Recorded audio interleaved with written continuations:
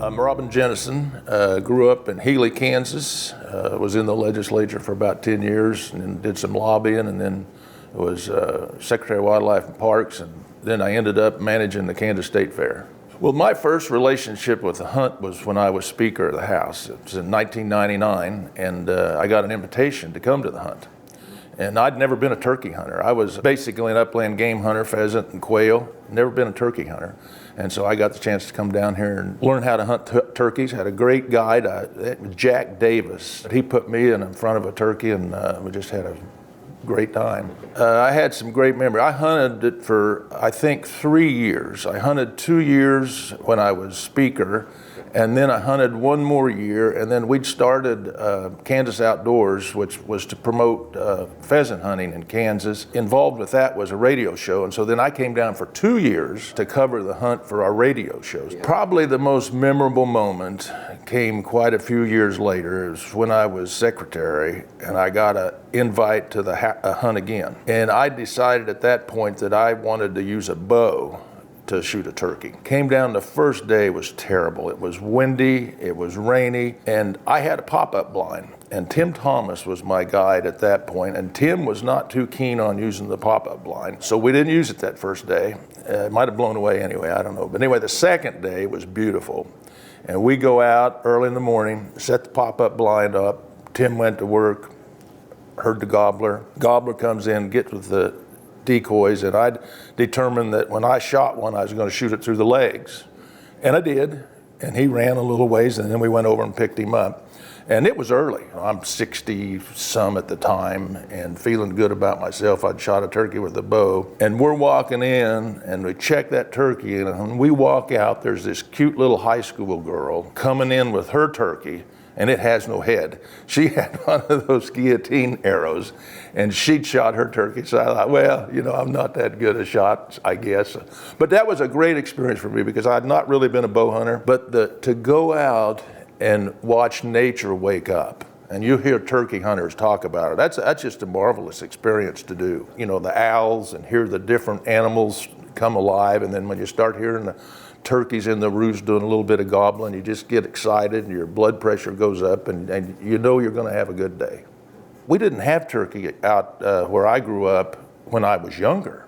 We did because of the conservation efforts. You know, we've got a spot about 5 miles north of my town. It's got a creek, and the turkeys they're still up there. You know, when people drive north of Healy, they're driving up there to see if they can get a sighting of turkeys. Mike realized the importance that the outdoor opportunities had for Kansas. We'd had people coming to Kansas to hunt, you know, people going to western Kansas to hunt pheasants for years, and people coming into Kansas to hunt deer. We had great deer. But I don't think anybody had ever said, hey, you know, this is something that can be good for Kansas. And I think the One Shot did that, you know, specifically for El Dorado, but in general to Kansas. You know, the number of people that they introduced to El Dorado is phenomenal. And so I was in the legislature, so we knew of it. And there were some of us that wanted to use outdoors to really develop the tourism. We'd even talked about putting tourism in with wildlife and parks, which a lot of people didn't think was a good idea, but some of us did. So I think Mike recognized that. You fast forward, when I was secretary, Governor Brownback was governor, and before he ever got elected, Governor Brownback said to me, Robin, I want to do the same thing Mike did in El Dorado out in western Kansas with pheasant. That's the impact he had. That's the impact him and Marv had, not just on this area, but on the Kansas as a whole, and really another governor that came to follow him. And I was involved in that second phase, I guess, and so that's kind of what it's meant to me personally. When I went to the legislature, there were some great senators in the Kansas Senate. Frank Gaines, Ed Riley, Dave Kerr, and even Leroy Hayden from out in western Kansas. And there's 2 Democrats and 2 Republicans there. And I would go over there late in the session when the House wasn't doing anything and listen to those guys because they were just so articulate. And I think it was either the first or the second year I was down here, and I don't remember what was going on. But Frank got up to say something. And it was him, and then the guy that I can't remember his name, but how many times he bought that gun that Bill Graves supposedly, you know, won because Bill, he was the top gun one year, and he didn't take the gun. And I don't know how many dollars that gun raised for this hunt. And that one tall fella, and I can't remember his name, but he bought that gun, I think, at least twice when I was down here to hunt. My second guide that I had, Eric Johnson, was a young fella that just loved to hunt. I think he had an agronomy degree from Kansas State. Landscape guy, took care of yards over in Wichita. And he also did snow removal, but generally didn't do a lot of snow removal. And he told me that he did that because he liked to hunt. So he'd work all summer long and then he'd hunt all fall and winter. Well, I subsequently met his dad, and when we moved to Wichita, he said, "You need to call Eric up.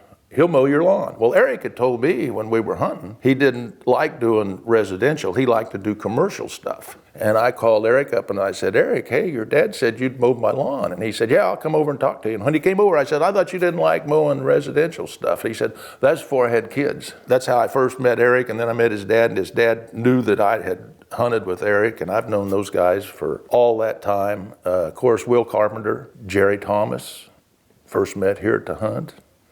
Actually met Steve Harper. Well, he was a photojournalist for the Wichita paper, and I believe he died of cancer probably the early 2000s. The year I saw him, he was hunting with black powder. And of course, Mike Pierce, met Mike here. Of course, Marv, I wouldn't have known Marv. Becky, all those folks. And I mean, had it not been for the folks in El Dorado's total buy-in, it wouldn't work. And so the people that give of their time to make this hunt work is just phenomenal. When Sam wanted to do the hunt out there, we went to 3 towns. I wanted him to do Scott City because I thought Scott City was the bigger town and could handle it. And he wanted to do Northwest Kansas because he said they needed it worse. They needed the spur, Scott City's a pretty progressive town and doing pretty good. So we went to Scott City, Oakley, and Russell. Oakley was the town that was all for it. And we went to Oakley with that first hunt because of what we'd seen down here and how important it was for all the volunteers to make it work. And it's the same thing as here. They had a group of people up there that wanted to make it work, and they did. I think it ought to be bright if we get our turkey numbers back up, which I think we will. I mean, we've done it once, and we're not in as bad a shape as we were before. I mean, I just think it'll be bright. I think, as long as we can bring on a next generation of hunters, and that's why it's so important to have events like this that get people out and get them hunting. And we saw that with quail. When our quail numbers got down, we lost a generation of hunters in the quail areas of the state. And we even saw that with Kansas when we had the bad drought a few years ago where our pheasant numbers were down. People that used to take kids pheasant hunting, they didn't take them because the kids couldn't shoot anything. So it's important to make an event out of something, and that's what's so good about the One Shot is the kids that they bring out here and introduce them to the celebrities or the adults that are coming in. And first year I was down here, also the then president of the Senate, Dick Bond, that was his first year, and Dick had been a duck hunter. So you had Dick, who was not a turkey hunter, me, who was not a turkey hunter, and then Bill Graves, the governor. And that night, we all sat down in Governor Graves' motel room, and my guide, Eric Johnson, was with me, and Dick's guide, who was Tim Thomas, was with him. And we sat there and had a great time drinking and telling stories.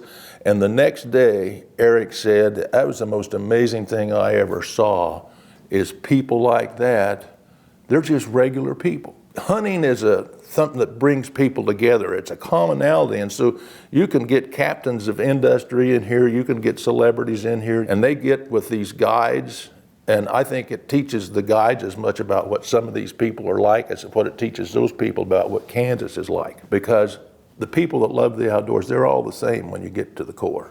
I've given Mike credit for a couple of things that I think were very visionary.